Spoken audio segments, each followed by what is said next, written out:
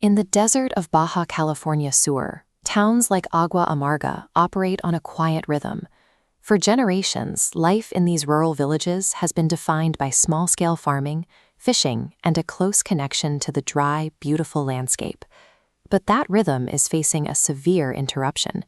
As tourism booms, massive outside developments are pushing deeper into the region, buying up land and consuming the very resources the local people rely on.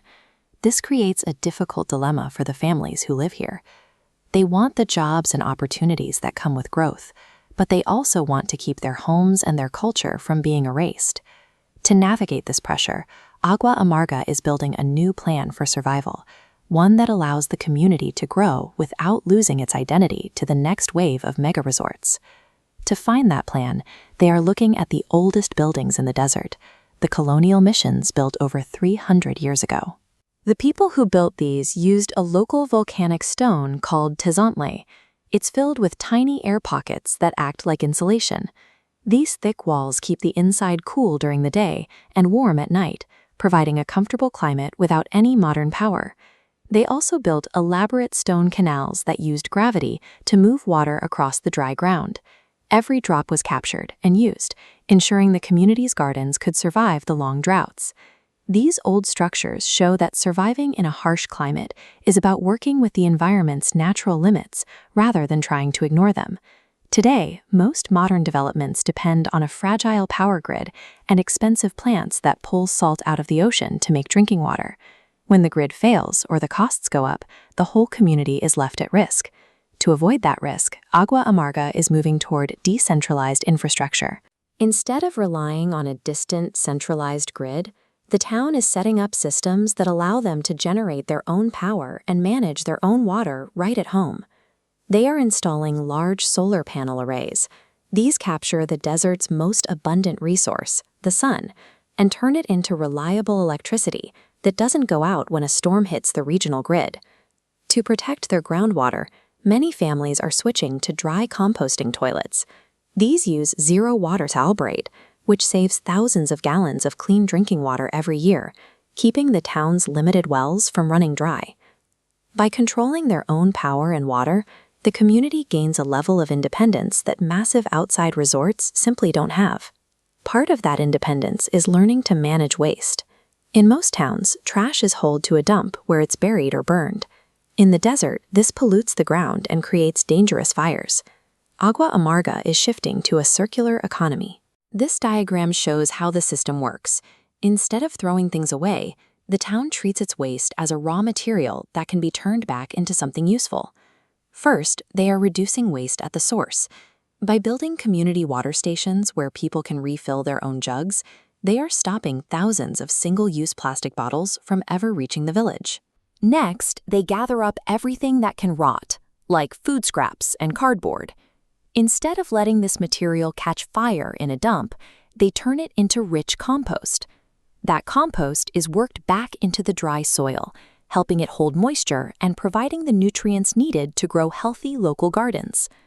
By treating trash as a resource, the town clears its landscape of pollution while simultaneously fixing its depleted farmland. These new systems only work if the people in the town have the skills to manage them. If the solar panels break or the compost piles are ignored, the technology is useless. This requires a new way of working.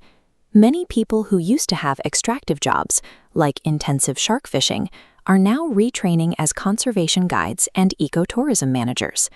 They are using their deep knowledge of the land and sea to protect it, rather than deplete it. To support this transition, the community is investing in its own culture and music. Programs like these give young people a reason to stay in the village and a sense of pride in their heritage. When the next generation feels a deep connection to their community's history, they are more likely to take ownership of its future. They aren't just dancing, they are building the social stability needed to stay and manage the town's complex new infrastructure. Cultural pride acts as the glue that keeps the community together, ensuring that the skills needed to run a modern, independent town are passed down and protected. The big question is, how can a small rural town afford high-tech solar systems and new irrigation? They use a tool called a FIRA credit guarantee. Usually, banks won't lend to small rural farmers because they consider it too risky. This program acts like a cosigner, promising the bank that if the farmer can't pay, the program will cover a portion of the debt. This diagram shows the leverage this creates. For every $1 put into the guarantee fund, banks are willing to provide $5 in private lending to the local farmers. That borrowed money allows local families to buy the expensive equipment they need, from solar water pumps to high-efficiency irrigation lines that don't waste a single drop.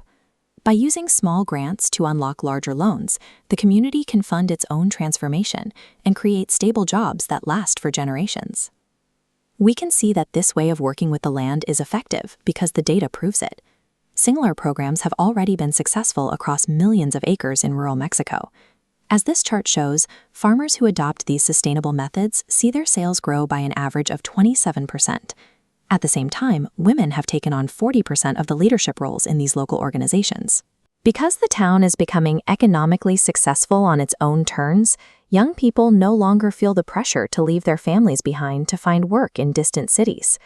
By combining 300-year-old mission wisdom with modern off-grid technology, Agua Amarga is showing that a rural town can do more than just survive a wave of development.